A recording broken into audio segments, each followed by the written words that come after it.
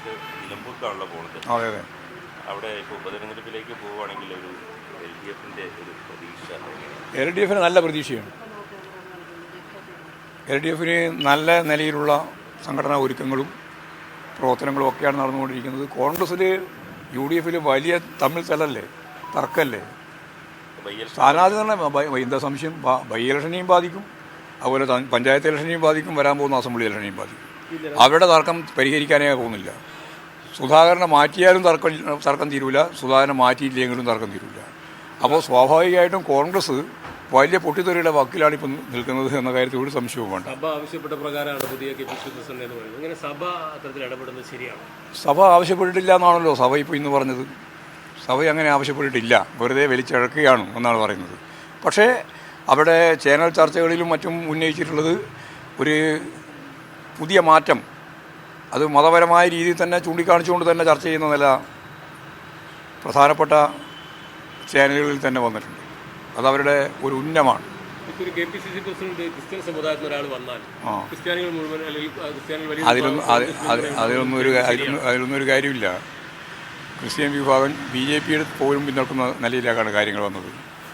കോൺഗ്രസിൻ്റെ ഏറ്റവും പ്രധാനപ്പെട്ട ശക്തി കേന്ദ്രമായ പ്രധാനപ്പെട്ട ഒല്ലൂർ ഉൾപ്പെടെയുള്ള മേഖലയിൽ കഴിഞ്ഞ പാർലമെൻറ്റ് തിരഞ്ഞെടുപ്പിൽ അവിടെ 84,000 വോട്ടാണ് കോൺഗ്രസിൻ്റെത് കുറഞ്ഞത്. ആ കുറഞ്ഞ വോട്ടിൻ്റെ അകത്തൊരു നല്ല ശതമാനം വോട്ട് BJPക്ക് ലഭിക്കുന്ന സ്ഥിതിയാണ് ഉണ്ടായത്. അപ്പോൾ നമ്മൾ അങ്ങനെയൊന്നും വിശകലനം ചെയ്യാൻ പറ്റില്ല. അത് ഓരോ സന്ദർഭങ്ങളിലും ഓരോ ഘട്ടങ്ങളിലുണ്ടാകുന്ന പ്രശ്നങ്ങളും കാര്യങ്ങളും ഒക്കെ വെച്ചുകൊണ്ടാണ് അങ്ങോട്ടും ഇങ്ങോട്ടൊക്കെ മാറുന്നത്. അത് ഏതെങ്കിലും ഒരു വിഭാഗം മാത്രമല്ല. കേരളത്തിലെ വോട്ടിംഗ് പാറ്റേൺ പരിശോധിച്ച് നോക്കിയാൽ പൊതുവെ കാണാൻ സാധിക്കുന്നത് അതാണ്. അതുകൊണ്ട് ആരെങ്കിലും മാറ്റിയതുകൊണ്ട് കോൺഗ്രസ് രക്ഷപ്പെടുന്നില്ല.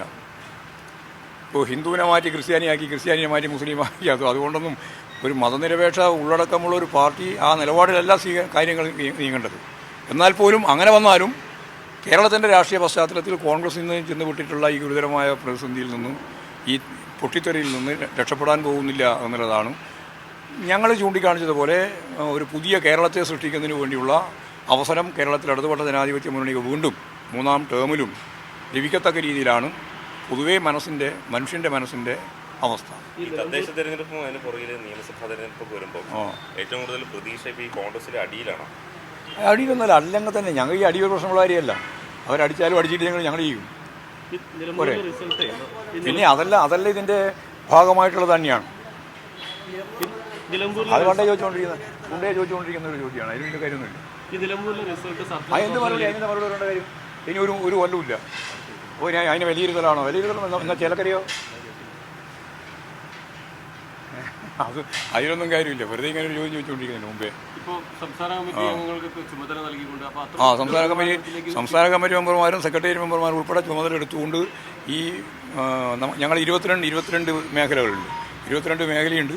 അതുപോലെ തന്നെ പഞ്ചായത്ത് മുനിസിപ്പാലിറ്റി ഉൾപ്പെടെ 9 വരിക, അതും വരും. അത് അവിടെയൊക്കെ ചാർജ് നിശ്ചയിച്ചുകൊണ്ട് സംഘടനാ വർക്ക് ആരംഭിച്ചിട്ടുണ്ട്. ഇനിയും വളരെ ശക്തിയായിട്ട് സംഘടനാ വർക്കുമായിട്ട് മുന്നോട്ടേക്ക് പോകാൻ തന്നെയാണ്. ഇലക്ഷൻ നടത്താൻ തീരുമാനിച്ചാലും തീരുമാനിച്ചില്ലെങ്കിൽ ഞാൻ അവിടെ തന്നെ കേന്ദ്രീകരിക്കുന്നില്ലേ. അവിടെ കേന്ദ്രീകരിക്കാൻ തീരുമാനിച്ചവരെല്ലാം കേന്ദ്രീകരിക്കും. അത് നിങ്ങൾക്ക് എന്ത് വേണമെന്ന് പ്രതീക്ഷിക്കാം. നിങ്ങൾക്ക് പ്രതീക്ഷിക്കുന്നതിലെന്താ ഇപ്പം കുഴപ്പം നഷ്ടമുണ്ടോ? അത് ഞങ്ങൾ ആ സമയത്ത് കൃത്യമായിട്ട് തീരുമാനമെടുത്ത് നിങ്ങളോട് തന്നെ പറയും. അത് സ്വതന്ത്രനാണോ അല്ല ഞങ്ങൾ തന്നെ സ്ഥാനാർത്ഥിയാണോ അല്ല എന്താണെന്നുള്ളതെല്ലാം കൃത്യമായിട്ട് പറയും. അതിന് നിങ്ങൾ ഒരു തരത്തിലുള്ള പ്രയാസം അനുഭവിക്കേണ്ട കാര്യം. സ്ഥാനാർത്ഥിയെ പറ്റി നമ്മൾ ചർച്ച ചെയ്തിട്ടില്ല.